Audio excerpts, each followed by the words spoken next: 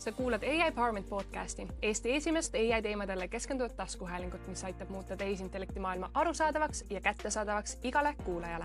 Igal reedel toome sinuni olulised AI arengud, kasulikud tööriistad ning inspireerivad kogemuslood.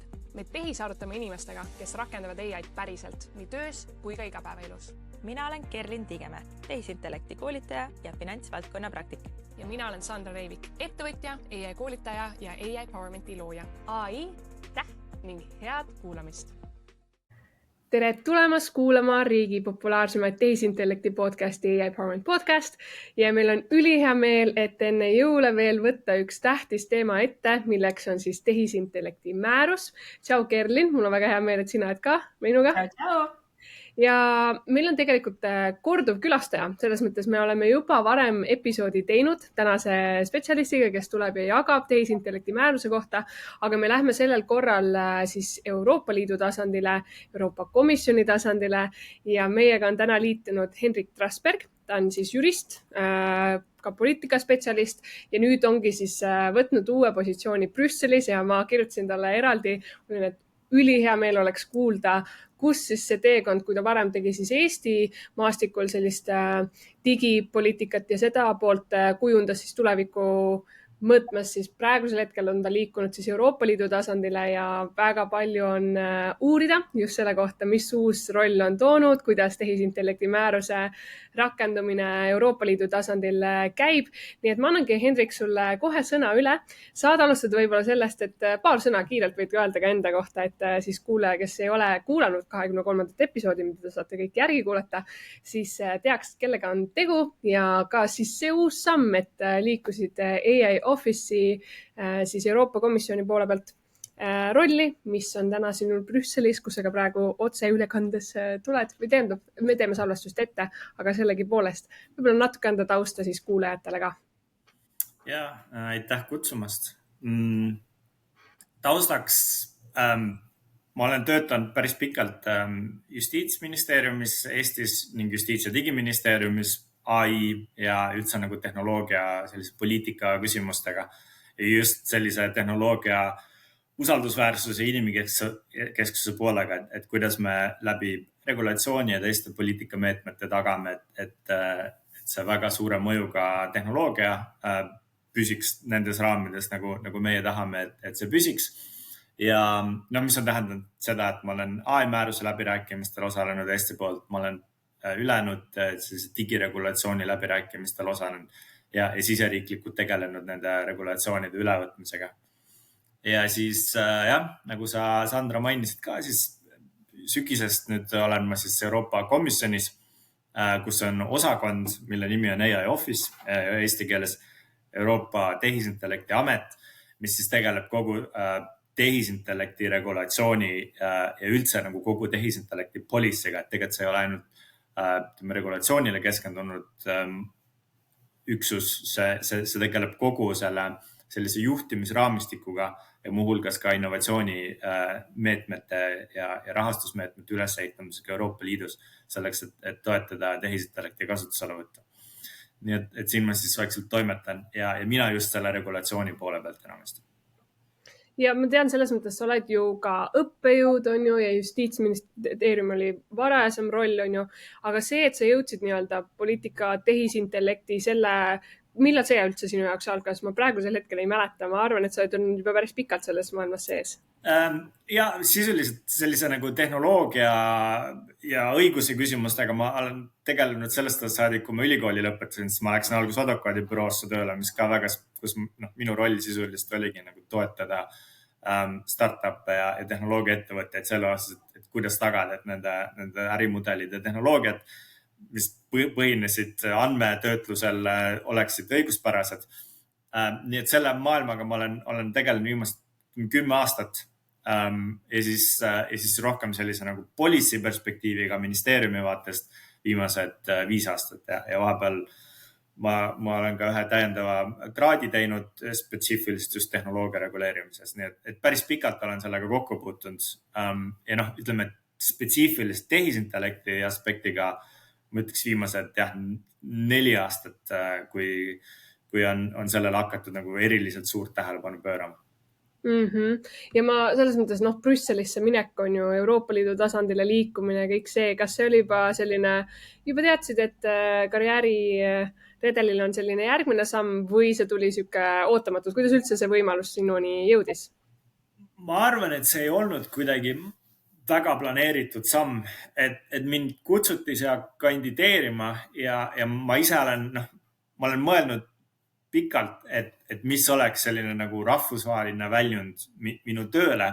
Mulle pigem enamasti need rahvusvahelised projektid ei ole meeldinud, sest eriti kui me räägime regulatsioonist ja sellisest AI governance'ist väljaspool sellist, seda, mida ma näiteks ministeeriumis tegin, siis ta on suhteliselt selline nagu pehme asi, et see kogu see AI governance, ta on diplomaatia, aga ta ei ole nagu väga konkreetselt probleemi ära lahendamine või probleemile lahenduse pakkumine. Lihtsalt enamasti nendel rahvusvahelistel asutustel ei ole ilmtingimata nagu väga suurt mõjuvõimu, et päriselt nagu suunata riike midagi tegema. Ja see on see, mille poolest muidugi Euroopa Liit on nagu teistmoodi, kellel on väga tugev mandaat ja väga tugev nagu kompetentsi õigus luuagi siduvaid reegleid ühelt poolt Euroopa Liidu jaoks, aga tegelikult realistlikult me teame seda nii-öelda Brussels efekti, et nende regulatsioonidel on mõju laiemalt ja nad mingil määral kujunevad tihti selliseks standardiks ka väljaspool Euroopa Liitu. Nii et valik tulla Euroopa Komisjoni oli eelkõige just kantud sellest, et see on see, kus me päriselt teeme otsuseid ja valikuid, millel on nagu väga selge, tugev, siduv mõju turgude jaoks ja kus saab võib-olla oma sellist visiooni ja nägemust natukene ellu viia. Kuule, aga Henrik, ma küsin vahepeal, et enne kui me läheme nendest teemadest sisse, me kindlasti tahame tehisintellekti määrusest täna fookuses rääkida, aga kindlasti palju see huvitab üldse see eluolu väljapool Eestit, eks ju, Euroopa Komisjoni juures, et kui sa võrdled, sa oled küll, eks ju, väga kaua olnud seal, aga võib-olla sinu see esmamulje, et võrreldes siis tööga Eestis ministeeriumis versus Euroopa Komisjoni juures, mis need põhierinevused on olnud, mis sa juba tänaseks oled näinud? Ma arvan, et sarnasusi on võib-olla isegi rohkem kui erinevusi, et protsessid on võrdlemisi arusaadavad, et kui ma tulin Tallinnast Brüsselisse, siis ei olnud väga palju asju, mis oleks üllatanud. Aga kui tuua välja võib-olla mõned sellised üllatused, siis esimene asi on kindlasti see, et juhtidelt oodatakse erakordselt palju. Ka just nagu sisu teadmist, nad peavad olema võimelised nagu kõiki detaile tundma AI määruses, erinevates muudes algatustes, mis me siin teeme. Et kui nad lähevad Euroopa Parlamendi saadikute ette või kuhu iganes mujale, siis ootused neil on hästi kõrged ja ma ütleks ka, et juhid on kõige rohkem töötavad inimesed siin institutsioonis, et seda on küll nagu võib-olla mingis mõttes nagu omapärane. Nad ei ole lihtsalt nagu sellised nagu esindajad ja nad ei ole lihtsalt sellised üldised poliitika suunajad. Nad on ka mingil määral ikkagi sisueksperdid. Mis võib-olla on üllatav ja ma ei tea, kas see on tõsi terve Euroopa Komisjoni suhtes, aga kindlasti selle nii-öelda kogu digivaldkonna üksuse osas on see, et töökoormus ja töömaht on erakordselt suured. Et ma päris vist seda ei oodanud, et ikkagi 7:30 õhtul kontor on inimesi täis. Et see on nagu, võib-olla see on ka praegu mingisugune ajutine hetk, kus tõesti need nagu digiregulatsioone ja selliseid nagu üsna suuri väljakutseid on hästi palju korraga laual, aga see ei ole ainult tehisintellekti tiim, see on ka küberturbe tiim näiteks ja muud andmekaitse ja andmeregulatsioonide tiimid, kus ma näen, inimesed on väga-väga nagu ülekoormatud ja see, et mingid kohtumised on vahepeal laupäeval, et seda ma võib-olla ei oleks osanud ka oodata. Päris huvitav kuulata selles mõttes, et töökultuuri ka on ju Brüsselis, ega ei ole seda sissevaadet, kuidas seal ja me ikkagi räägime ju nii kiiresti arenevast valdkonnas, kus ongi regulatsiooni vaja ja sa oledki kuidagi kikivarjukal kogu aeg peab see hoomamine olema sellest valdkonnast, et paratamatus. Aga ma tahaksin võib-olla küsida veel selles mõttes kuulajatele, sa juba viivuks ka mainisid, millega siis Euroopa selline tehisintellekti peakontor nagu tegeleb, aga võib-olla tuua välja nii-öelda samuti, mis on ka nüüd sinu nii-öelda rollis tulenevalt need ülesanded ja võib-olla ka seda, et millega siis võib-olla see peakontor ei tegele, et võib-olla välistada ka mingisugused teemad, mis teie nagu mõjualast siis välja jäävad. 3 põhilist asja, millega siis tehisintellekti amet tegeleb komisjoni juures. Üks on see regulatsiooni pool, AI määruse loomine, muude regulatsioonide loomine sinna ümber. Siis teine pool on see innovatsiooni toetamise komponent, mis on muuhulgas kõik need gigafaktorite ja AI-faktorite ülesehitamine, infrastruktuuri loomine. Praegu on mitu erinevat sellist nagu policy suunda, on see, ütleme, et kuidas Euroopa tööstuses kujundada sellist nagu AI first lähenemist. See on see, mille poliitikat ka see tehisintellekti amet juhib. Ja siis võib-olla 3. selline keskne suund on järelevalve ja koordineerimise suund. Koordineerimine nii liikmesriikidega kui ka väljapool, et sellist rahvusvaheliste koostööprojektides Euroopa Liidu esindamine toimub AI Office'is. Ja järelevalve on kujundatud selliselt, et AI Office teeb järelevalvet siis suurte AI mudelite üle ja liikmesriigid teevad sisulist järelevalvet kõigi muule. Nii et AI Office hästi spetsiifiliselt siis tegelebki just nende nii-öelda süsteemsete riske ja teatud muid suuri näiteks keelemudeleid nende järelevalve küsimustega. Aga ma arvan, et ma korraks segan sulle vahel, võib-olla siin on hea hetk, kui korraks, me oleme tegelikult mitmes episoodis rääkinud, aga kui korraks räägid selle loogika, eks ju, sest AI-Act ongi siis nii-öelda riskipõhine, eks ju, me vaatame neid tehisintellekti projekte riskipõhiselt, aga seal tõesti on need nii-öelda need suured mudelid või need GPAI on ta seal sellest nagu lühendina kasutusel. See on tihti sealt nagu väljas alati, kui räägitakse nagu seda tavakasutajale sellest. Et räägi korraks siin see loogika ära, et mis asjad need on, miks me neid nagu eraldi vaatame, sest me oleme ju ka rääkinud sellest, et Euroopa Liidus ei ole nii-öelda enda mudeleid eriti palju peale Mistrali võib-olla, mis on nagu teada-tuntud, eks? AI määruse selline üldine loogika on see, et ta enamasti keskendub teatud AI kasutusjuhtudele, et kui ma kasutan AI koolis hinnete panemiseks või kui politsei kasutab AI kellegi mingi riskihinnangu tegemiseks või kui kohus kasutab AI seaduse tõlgendamiseks, siis need on nagu spetsiifilised kasutusjuhud, mis on nii-öelda suure riskiga ja mida AI määrus üldiselt reguleerib. Ja siis on veel teatud paar kasutusjuhtu, mis on kas keelatud või millele on siis teatud läbipaistvuse nõue. Aga siis selle kõrval on mudelid, mis on alusmudelid, mille peale neid erinevaid AI-süsteeme ehitatakse, nagu GPT-5 praegu või siis ka Gemini 3, mida siis erinevad osapooled saavad võtta ja mille peale ehitatakse mis iganes tooteid ja teenuseid. Ja nendel alusmudelitel on hästi suur mõju sellele, mis nii-öelda nagu downstream turul toimub.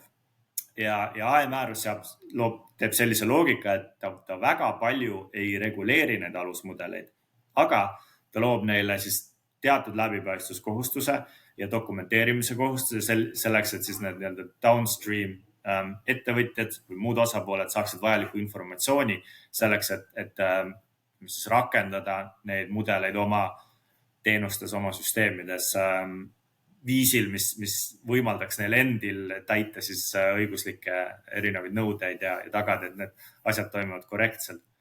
Nii et see mudelite selline reguleerimine on just selle fookusega. Ja siis üks oluline komponent seal mudelite juures on ka see, et loomulikult, kui me räägime mingitest väga süsteemsetest riskidest, mingid eksistentsiaalsed ohud või mingid eriti sellised manipulatiivsed süsteemid, siis meil on oluline, et regulaatoril tekiks informatsioon, mis on need süsteemsed riskid ja meil on ka oluline, et need mudeli arendajad ise teeksid mingisugust riskijuhtimist nende eriti süsteemsete riskidele. Nii et nendel mudelitel, mis on süsteemse riskiga mudelid, neil on ka sellised täiendavad kohustused. Ning lisaks siis ka on teatud kohustused, mis on seotud just sellega, et nad peavad näitama, kuidas nad oma süsteemide või mudelite treenimisel järgivad autoriõigusi. Ja nüüd tehisintellekti ameti roll on siis teha järelevalvet sellele, kuidas need suured mudelid siis oma nõudeid täidavad. Ja kõik, mis nende peale ehitatakse, kõik need tooted ja teenused, nende järelevalve on siis liikmesriikide käes. See on see üldine loogika. Okei, ehk siis me ei räägi ainult nii-öelda Euroopa Liidus loodud või treenitud mudelites, vaid me räägime kõigist, mida siin pakutakse, ehk mida me tegelikult kasutada saame. Absoluutselt. Suured on seal all. Kui nad tahavad Euroopa turule tulla, siis Euroopa õigusraamistik neile kohaldub. Okei, ja kui palju siis tehisintellekti amet komisjoni poolt, sa ütled küll, et riigid saavad siis seda järgmisi tasemeid ise reguleerida, eks ju? Reguleerida järelevalvet teha, sest regulatsioon on, ütleme, AI määrusest juba paika pandud. Okei, ehk siis järelevalvet, kui palju sealt lisaks mingeid, ma ei tea, mingeid suunitlusi või ettekirjutusi tuleb või pigem ongi see, et näete, siin on see raamistik ja selle raames peate ise nagu toimima ja komisjon siis teeb siis tõesti järelevalvet, vaatab, kas te täidate kõiki neid nõudeid ja reegleid? Siin on nagu kaks poolt, et üks on, et mida tehakse ettevõtja jaoks, et millised suuniseid ja standardid antakse ettevõtjale, teine pool on, et mida antakse järelevalvajale. Et hästi palju fookust on sellel, et kuidas anda ettevõtjale standardid ja suuniseid. Ja kui meil oli see eelmine arutelu või eelmine podcast, kus ma käisin, siis me seal vist rääkisime isegi sellest ka omajagu, et see on hästi oluline selline AI määruse loogika, et on sellised just üldised reeglid, siis nende peale ehitatakse palju suuniseid ja standardeid, mis suudaksid tekitada õigusselgust. Nii et sellega tegeletakse väga palju, ma ütleks, et praegu nagu kõige suurem fookus tehisintellekti ametil ongi just nende suuniste loomine ja standardite loomine ka, kuigi standardeid luuakse standardiasutustes, aga AI Office ikkagi suunab ja juhib seda protsessi. Ja siis mingil määral need suuniseid luuakse ka ikkagi järelevalveasutustele ja on erinevad sellised koostööformaadid liikmesriikidega, et siin on oluline just see, et ei tekiks olukorda, kus erinevad liikmesriikide järelevalveasutused tõlgendavad ja karistavad rikkumiste eest erinevalt. Nii et sellist nagu koordineerimist ja ühtlustamist teeb AI Office päris palju ja on erinevad, näiteks siuke nii-öelda AI board on siuke koostööformaat ja AI boardil on oma sellised alamtöörühmad, kus siis liikmesriikide eksperdid käivad ja kus natukene pannakse paika seda, et kuidas me mingitele AI määrusega seotud küsimustele läheneme ja kuidas me kujundame seda, et me kõik mõistaksime seda ühtemoodi. Nii et sellist koostööd on väga palju.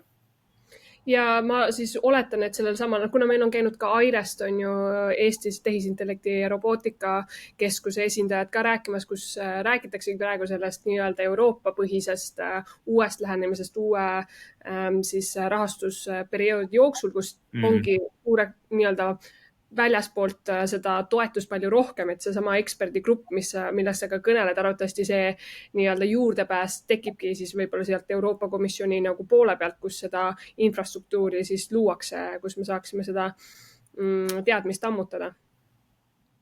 Jah, absoluutselt. Ja siin ongi see, et seda koostööd tuleb ehitada päris paljude erinevate nagu üksuste ja nagu kogu selles ökosüsteemis üsna erinevate selliste mängijate vahel. Üks pool on see, et meil on vaja, et ministeeriumid omavahel suhtleksid, meil on vaja, et järelevalveasutused omavahel suhtleksid, aga siis on rakendusasutused nagu Aire, kellel ka peab olema väga, väga tihe koostöövõrgustiks. Põhimõtteliselt igal tasandil tahame, et me suudaksime võimalikult nagu ühetaoliselt läheneda, sest päeva lõpuks kogu idee, miks need asju üldse reguleeritakse Euroopa Liidu tasandil, on see, et me hoiaksime ära fragmenteerituse, et meil tekiks nagu olukord, kus kui ma tulen oma tootega turule Eestis, siis mul on väga lihtne samal ajal täpselt sama tootega minna turule Prantsusmaal või Portugalis, ilma et ma peaksin midagi täiendavat tegema, ilma et mul oleks mingeid muid regulatiivseid üllatusi. Et see on see, mida me üritame saavutada ja see tähendab, et see koostöö peab muutuma väga, väga tihedaks. Ja no see sõna ka mulle jäi siin nagu kummitama õigusselgus. Et selles mõttes ma arvan, et ikkagi väga palju on ettevõtetel seda segadust ja me mõtlemegi tehisintellekti määruse nii-öelda rakendumist, et kuidas see täpselt nii-öelda välja hakkab siis joonistuma. Et võib-olla, kas sul on endal juba tekkinud selles mõttes, Euroopa Komisjoni tasandil te ikkagi võib-olla selle suurema, kõrgema tasandiga praegu töötate, on ju, et ettevõtete tasandile just nende kasutusjuhtumite põhjal veel ei ole võib-olla seda kokkupuudet, aga ma arvan, su kogemustes pagasis on seda küllaga. Et mis on võib-olla kõige sellised segadust tekitavamad teemad ettevõtete jaoks tehisintellekti määrusega siis seoses? Ma ütleksin niimoodi, et võib-olla ma ei tea, kui palju see jõuab Eesti turule, aga AI Office'i vaatest ma ütleks, et kõige suurem väljakutse on praegu sellega, et kuna AI määrus on horisontaalne regulatsioon, see kohaldub valdkonna üleselt erinevatele toodetele ja teenustele ja nendes erinevates valdkondades on tihti omad tooteohutuse regulatsioonid. Näiteks on ju meditsiiniseadmetel on oma regulatsioon, mis peab garanteerima, et meditsiiniseade oleks turvaline, töötaks korrektselt, täidaks kõiki neid nõuded, mis me meditsiiniseadmelt ootame. Ja samal ajal, kui seal meditsiiniseadmes on nüüd AI komponent, AI turvakomponent, siis sellele AI turvakomponendile kohaldub AI määrus. Ja siis sul tekib küsimus, et sul meditsiiniseade peab läbima mingisuguse vastavushindamise, see AI komponent peab ka olema nii-öelda compliant ja samamoodi meditsiiniseadme puhul läbima vastavushindamise. Lisaks sul on võib-olla potentsiaalselt ka mingid muud regulatsioonid. Mõnede toodete puhul sul on olukord, kus sul võib olla valdkondlik tooteohutuse regulatsioon, sul võib olla küberturbe regulatsioon eesti keeles, näiteks küberkirjastuse õigusakt ja siis sul võib olla AI määrus. Kõik kohalduvad samal ajal, kõik tekitavad oma nagu vastavushindamise reeglistiku ja protsessi, kuidas neid asju teha. Nii, et sa ei hakka nagu dubleerima.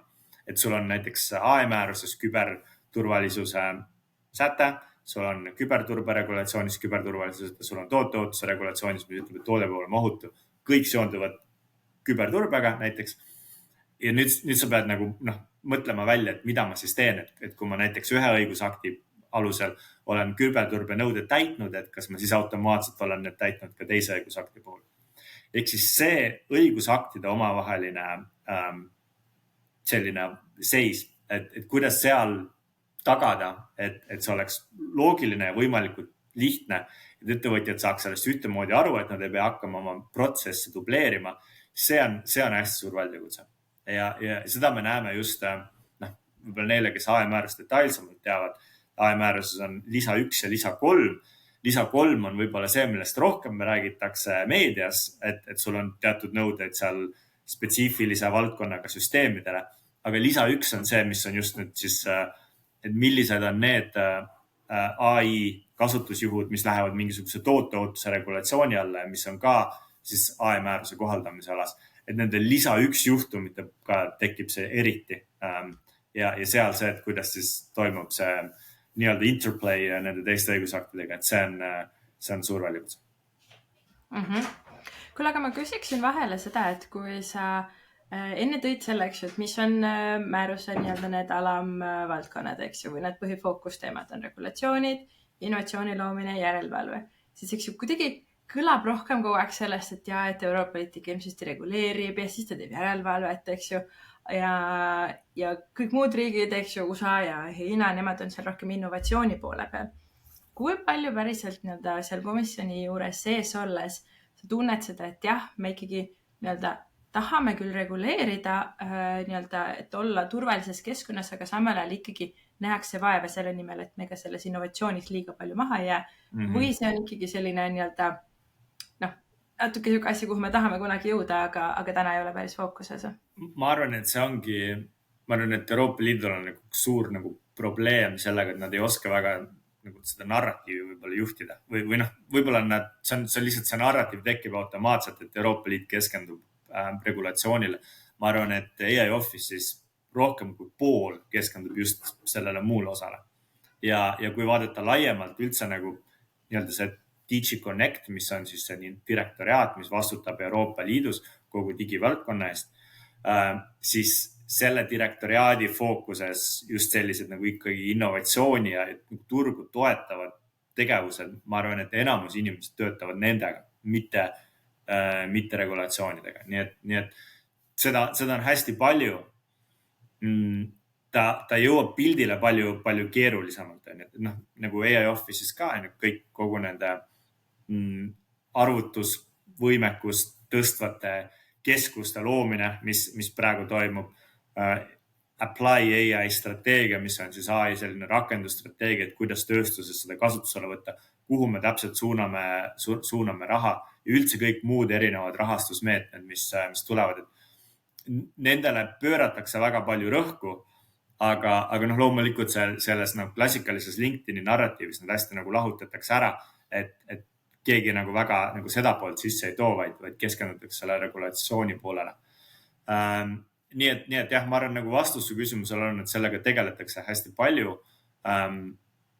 Kas see on täpselt nii tõhus, kui me tahaksime ja kas ta saavutab kõike, mida me tahaksime. Ma arvan, et seda on täna võib-olla raske hinnata, sest tegelikult see tehisintellekti amet loodi ka natuke rohkem kui aasta tagasi alles. Nii et me võib-olla täpselt veel ei näe, et kas need panused, mis on praegu tehtud, on õiged või ei ole õiged.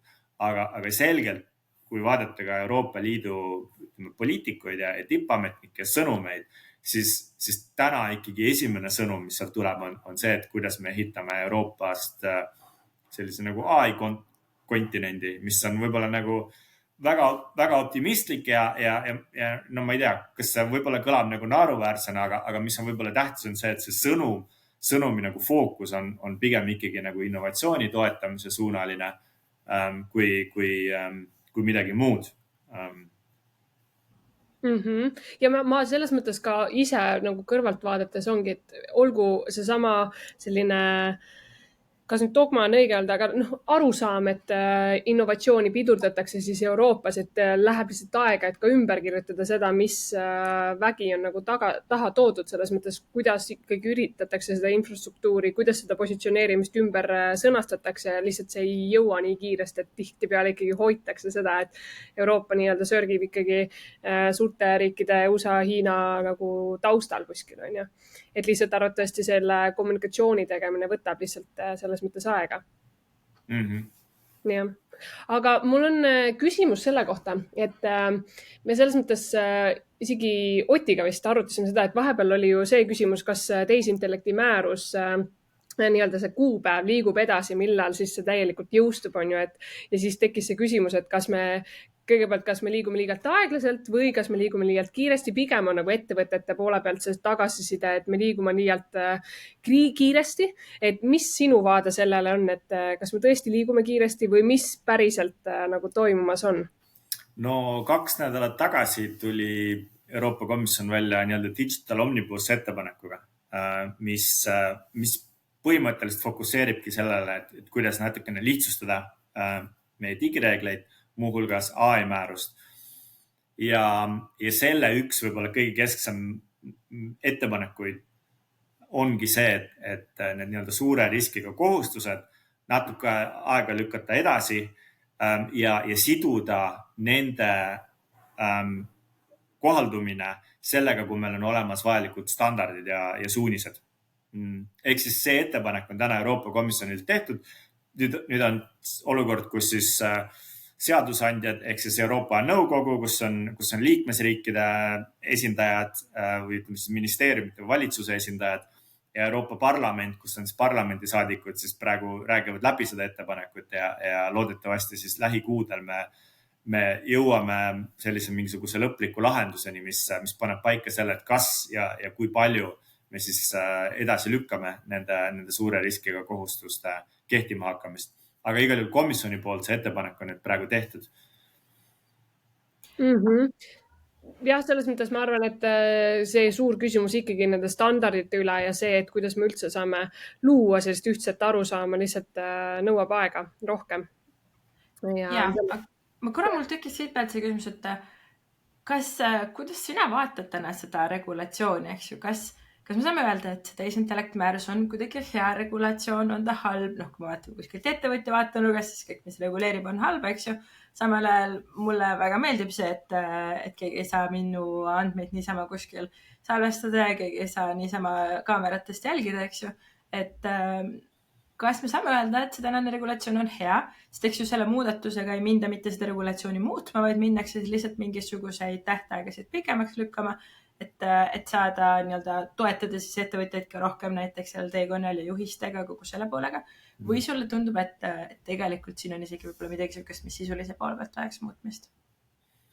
Ma arvan, et üldiselt AI-määrus on päris hea. Ta on selles mõttes ikkagi võtnud õppust kõikidest võib-olla varasematest ebaõnnestumistest, et ta on hästi nagu suunatud regulatsioon. Me teame, et selle regulatsiooni kohaldumisala on selles mõttes kitsas, et ta kohaldubki ainult teatud AI kasutusjuhtudele, et ta ei reguleeri tehnoloogiat üldiselt. Ta väga palju ei sekku sellisesse nagu R&D faasi, mis on minu arust nagu ülioluline ja kindlasti nagu probleem, mis meil on mingite muude regulatsioonidega tekkinud, kus me võib-olla näeme, et juba sellise nagu research faasis sul on natukene nagu takistatud tegevus. Ja seda AI-määrus suhteliselt hästi suutis kuidagi tasakaalustada, et me ikkagi keskendume või reguleerime seal, kus vaja. Kas see tasakaal on nagu täpselt õige? Seda on päris raske hinnata, et ma arvan, et on mingid kohad, kus ma nagu tunnen, et võib-olla see ei peaks näiteks olema kõrge riskiga kasutusjuht või ja ma arvan 1-2 kohta, kus ma tunnen, et siin võiks midagi juurde lisada.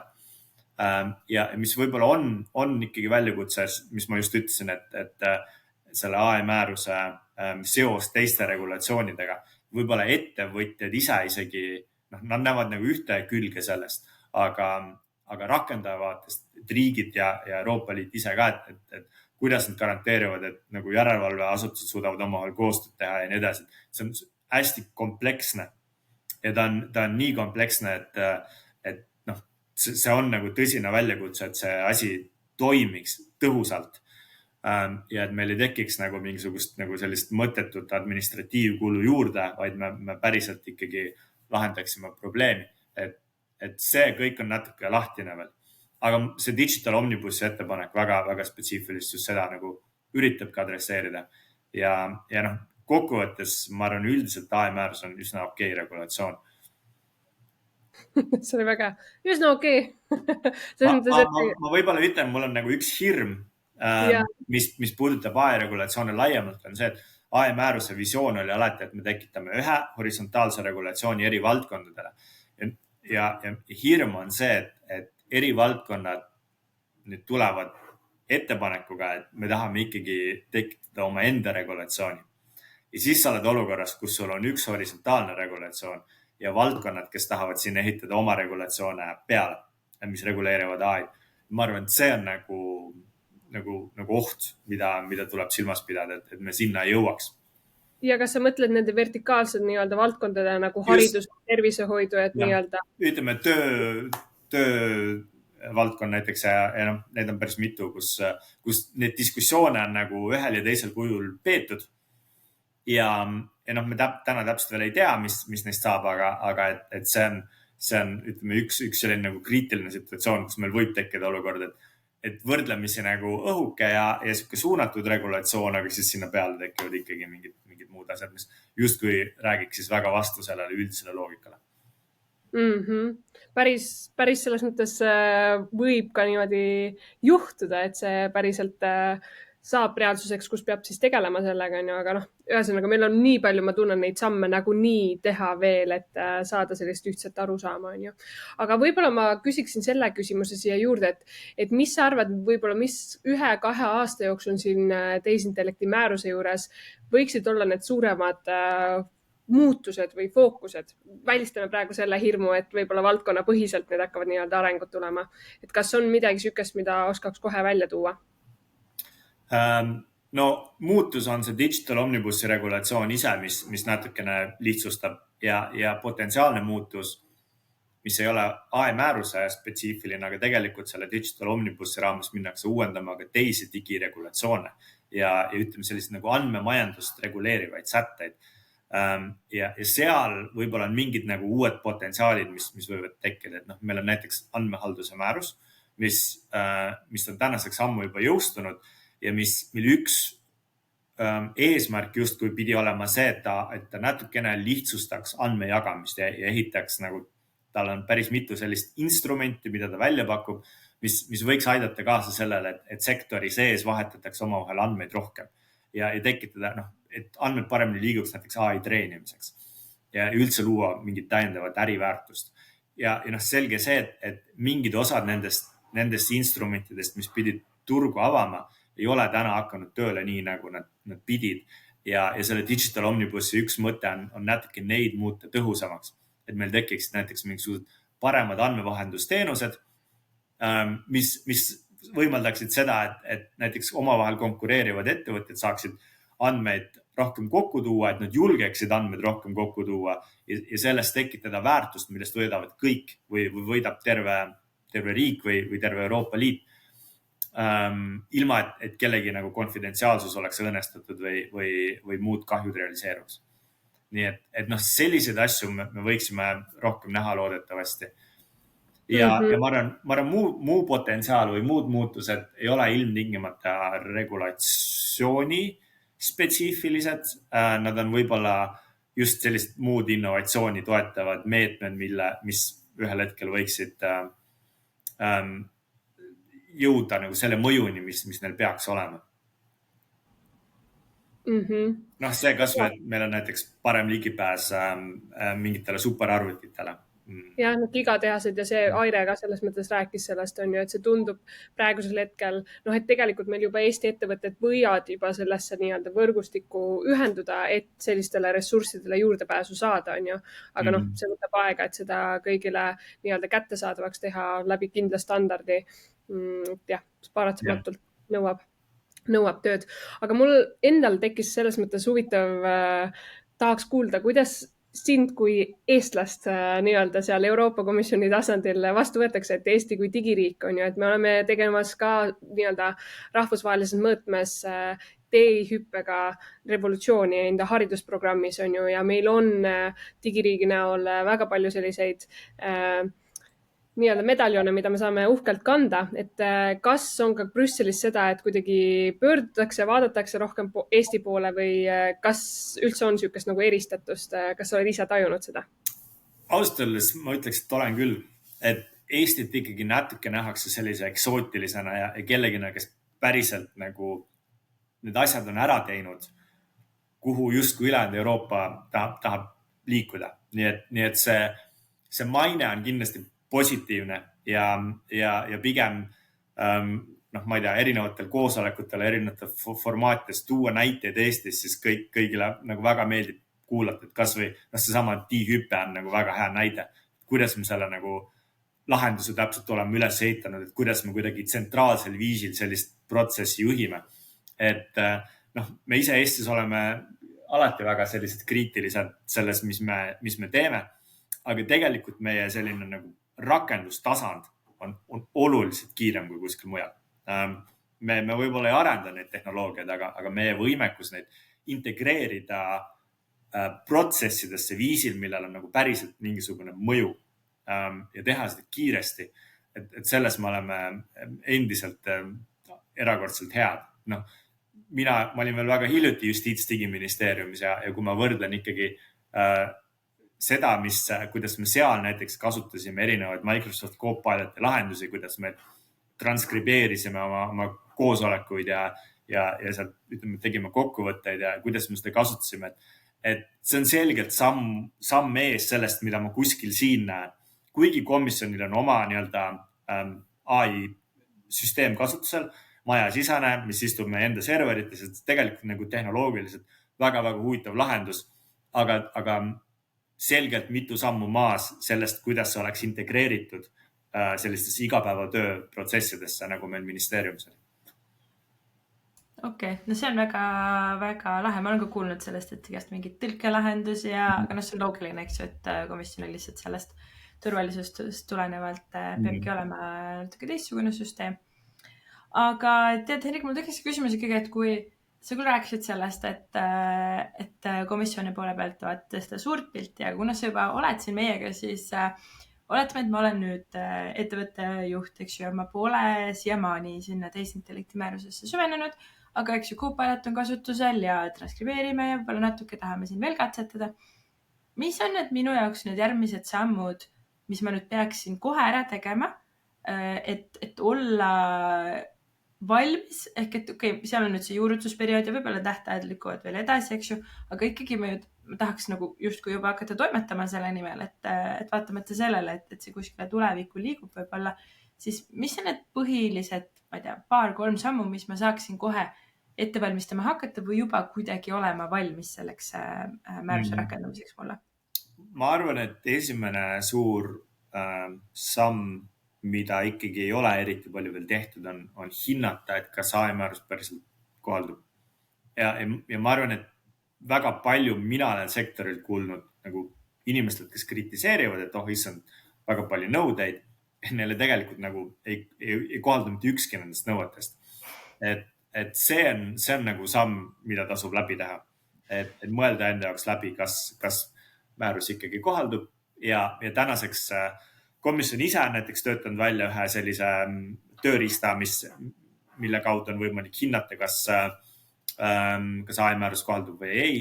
Sektoris sees on päris mitu sellist süsteemi välja töötatud. Tegelikult Digiministeerium praegu ka prototüübib ühte chatboti kui ka ühte sellist nagu küsimustiku formaadis tööriista, mis aitab hinnata, et kas sulle siis määrus kohaldub või milline osa määrusest sulle kohaldub. Aga see ei ole nii, et ma pean ikkagi nagu iga oma kasutuslugu hindama või ma saan kuidagi organisatsiooni üleselt hinnata? No iga, ütleme, AI kasutuslugu. Aga ütleme, et kui lihtsalt me räägime nagu Copiloti kasutamist organisatsiooni sees, siis see tüüpiliselt ei oleks kõrge riskiga. Siis ongi küsimus see, et sul on mingi paar üksikut viisi, kui sa Copilotit kasutad mingite otsustusprotsessides, siis mõni üksik nendest otsustest saab teoorias olla suure riski. Nii et ühesõnaga selle nagu kaardistuse läbi tegemine on, ma arvan, on üks samm.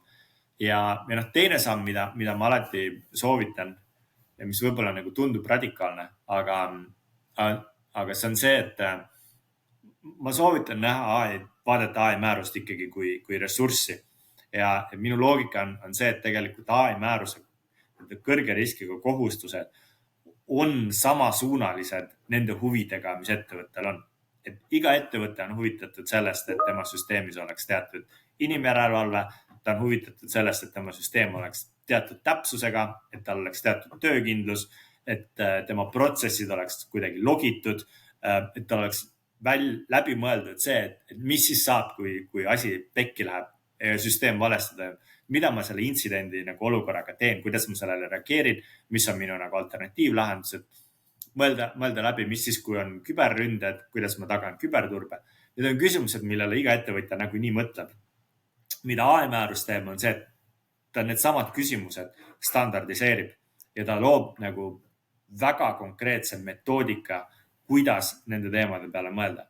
Ja selle vaatest, isegi kui AI-määrus ilmtingimata ei kohaldu, siis vaadata sellele otsa, et kuidas need nagu juhised ja standardid, mis sinna tekivad, hakkavad suunama, et kuidas siis päriselt nagu saavutada sellist nagu seda kvaliteeti, mida me justkui tahame neilt süsteemidelt näha.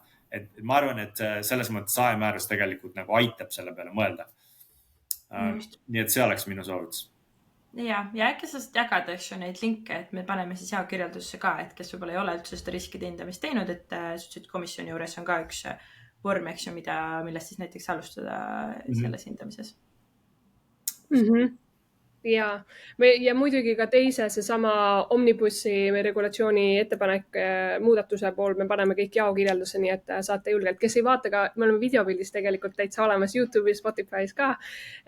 Aga ma tegelikult tahtsin lihtsalt juurde tuua selle, et ma väga nagu nõustun just selle poole pealt, et kas üldse kohandub TI määrus ettevõtetele, et see nii-öelda teadmatus selle poole pealt on üsna suur ja tore on kuulda, et Justiitsministeeriumi poole pealt ka tööriista nii-öelda Eesti raames on üles ehitatamas, aga mina ise enda, ma arvan, järgmise 2026 aasta fookuseks ongi see, et mida rohkem ma praegu ettevõtetega, suurtemate ettevõtetega suhtlen, siis on seda vajadust, et saada nii-öelda tehisintellekti tööriistada, et ongi, kas ongi Microsoft Copilot või on ChatGPT OpenAI poole pealt võetud kasutusse, et siis kuidas tööriistada sellist teadlikku rakendamist teha ja et oleks meil sellised põhieeskirjad nii-öelda paigas, aga see tihtipeale tuleb ka, võib nii-öelda läbi joosta tehisintellekti määruse kontekstis need standardid, mis loodud saavad, on ju, et tekivad sellised checklistid ja et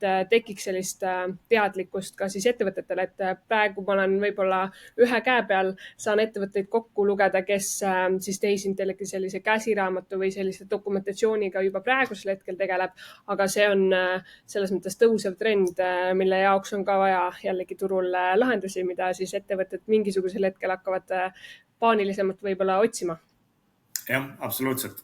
Ja seal tõusetub nagu hulk erinevaid küsimusi, mis paljud ei ole tegelikult üldse AI määruse küsimused, et sul on küsimus sellest, et kuidas me tagame oma süsteemide, oma andmete konfidentsiaalsuse, kuidas me tagame andmekaitse, aga ka selle, et ma olen päris mitut projekti praegu näinud, kus tehakse projekt mingisuguses GenAI süsteemis, mingisugune väga põhjalik koostööprojekt ja siis ühel hetkel lihtsalt need andmed kaovad sealt ära. Ja siis järsku ongi nagu ma ei tea, mitme nädala töö on lihtsalt läinud, sellepärast et mis iganes põhjustel need süsteemid vahepeal nagu toimivad sellisel viisil, et seal toimuvad mingid andmekaod. Et sellised asjad on nagu omajagu, millega arvestada, mis ei ole AI määruse küsimus, need on lihtsalt ettevõtte enda nagu hügieeni küsimused ja teatud muude regulatsioonide küsimused. Laiem tehnoloogia küsimus ka, eks ju, et kuivõrd tunned üldse seda tehnoloogiat, mida sa kasutad. Väga nõustun.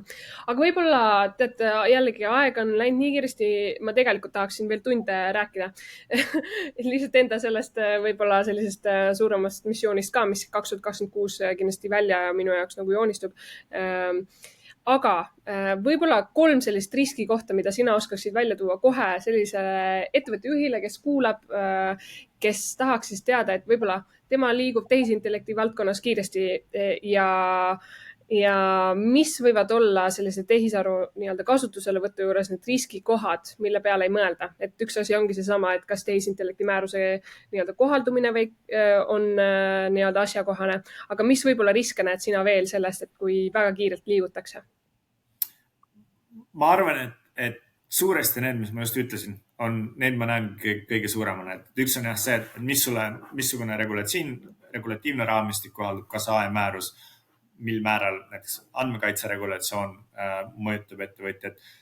Küsimus sellest, et kuidas tagada andmete konfidentsiaalsus, kuidas tagada andmete turvalisus nendes AI-süsteemides, mida kasutatakse. Ja küsimus sellest, kuidas tagada, et töötaja teab, mis ta teeb. Ja et kuidas nagu tagada see, et oleks kuidagi metodoloogiline lähenemine sellele, et kuidas AI integreeritakse tööprotsessidesse ja metodoloogiline selles mõttes ka, et kuidas tegeleda siis, mida teha siis, kui midagi läheb valesti ja asjad ei toimi nii, nagu peab. Kuidas teha näiteks sellist intsidendi haldust. Et nendele tuleks mõelda ja ma alati kutsun üles kõiki, et nagu kaardistage need riskid. Et lihtsalt mõelge välja läbi ettevõtte elutsükli või ütleme tehnoloogia kasutuse elutsükli, et mis on erinevad probleemid, mis võivad erinevate mingite funktsionaalsuste rakendamisel tekkida. Kas on mingid meetmed, kuidas neid maandada ja siis teha selle pinnalt otsused, et kuidas seda päriselt teha. Mul on isegi selle osas ka üks hea ressurss, just digiministeerium koos Cyberneticaga hiljuti töötas välja näiteks algoritmilise kallutatuse riskihindamise sellise juhise, mida saab ka laiendada põhimõtteliselt. See ongi nagu mõeldud selleks, et kaardistada ära, mis on võimalikud kallutatusega seonduvad riskid ja siis panna paika protsess, et kuidas me siis neid riske käsitleme, kuidas me neid maandame, millised aktsepteerime. Et isegi kui risk jääb, siis kasvõi see, et sellest on olemas nagu teadlikkus või et see on viidud nagu õigete inimesteni, kes saavad teha sellest otsuse ja on nii-öelda teadlik äririsk võetud või mõeldud välja, et okei, et mida me näiteks järgmise aasta tööplaani paneme, et seda kuidagi maandada. Et kõik sellised asjad aitavad väga palju ja seda tehakse täna vähe, nii et ma soovitan seda juhist, mille Cybernetica koostas vaadata ja loomulikult väikse guugeldamisega leiab ka igasuguseid muid väga nagu huvitavaid riskijuhtimise selliseid metoodikaid. Väga jällegi jaokirjanduses kõik leiate üles, et justkui see, et tööplaani panek nii-öelda 2026. aastaks, et juhtide lauale võiks selline ressurss tulla, et vägagi suur tänu, et siin täna jagad neid mõtteid. Just, sest tegelikult ega inimesed ei käi või surfa ja otsi ja võib-olla sa ei jõua kogu selle maailmaga kursis olla, et siis on vahepeal hea, kui võtame selle teema fookusesse kokku ja siis sa saad ka seda lisainfot ja materjale. Aga tead, mul on sulle lõpuks siia selline küsimus, et me tihti, kui me räägime erinevatest valdkondadest ja ettevõtetest, kus juba AI rakendatakse, siis me küsime alati sellest, et kuidas saaks sinna valdkonda rohkem või kui on huvi, et kus nendest teemadest rohkem võiks kuulda ja õppida.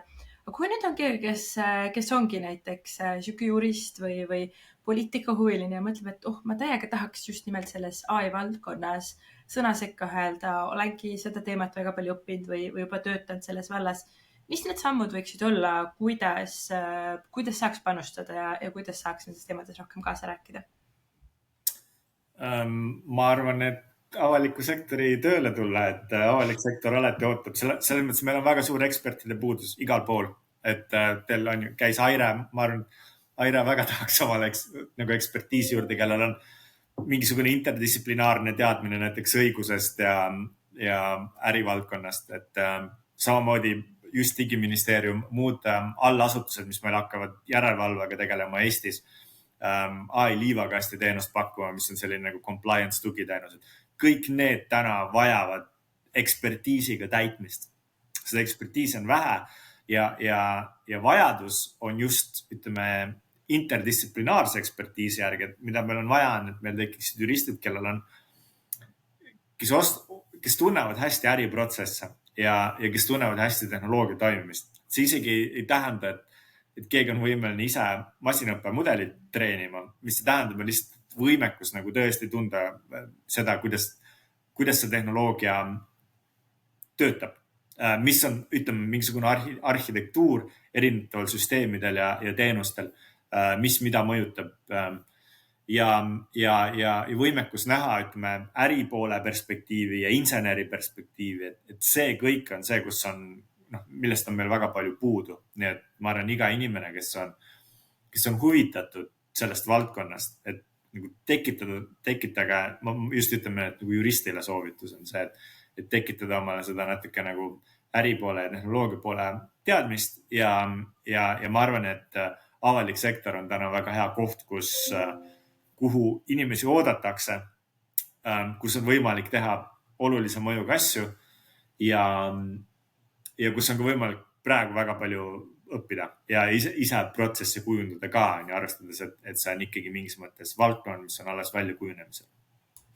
Ehk siis see on see koht, et kus viga näed laita, seal tule ja aita, et tihti ju kirutakse, eks ju, et et poliitikas ei ole neid spetsialiste ja seal ei mõelda äriliselt, eks ju, aga see ongi see koht, kus me kõik, kui sa oled kuulamas, eks ju, või kui sa päriselt tahad panustada, siis praegu on see koht, kus me oleme, et mida rohkem me suudame neid erinevaid valdkondi ja organisatsioone ühendada, siis seda kiiremini, seda paremini kogu see juurutus, edukas juurutamine, kõik see meil õnnestub ka.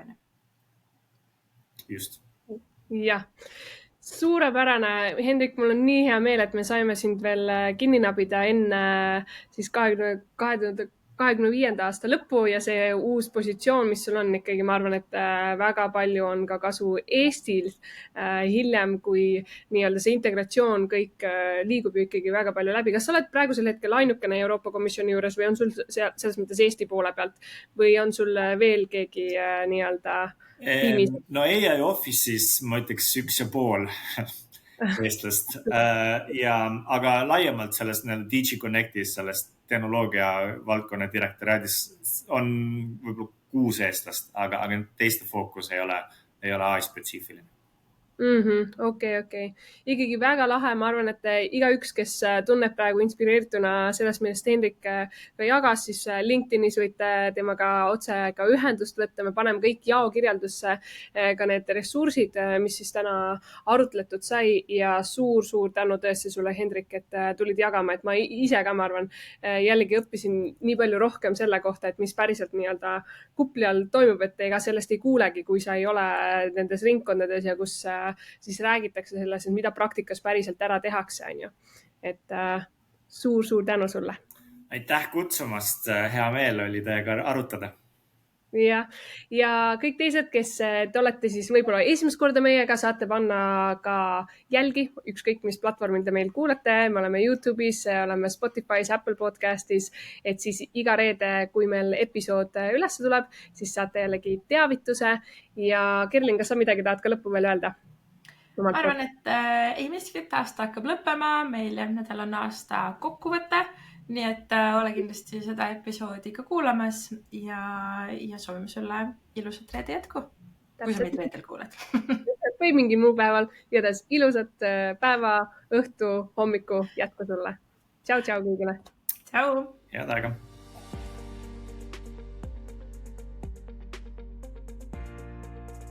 Täname Estonian Business Schooli, kes on meie ametlik tehniline partner ja pakub taskuhäälingute salvestamiseks professionaalset video- ja helistuudiot.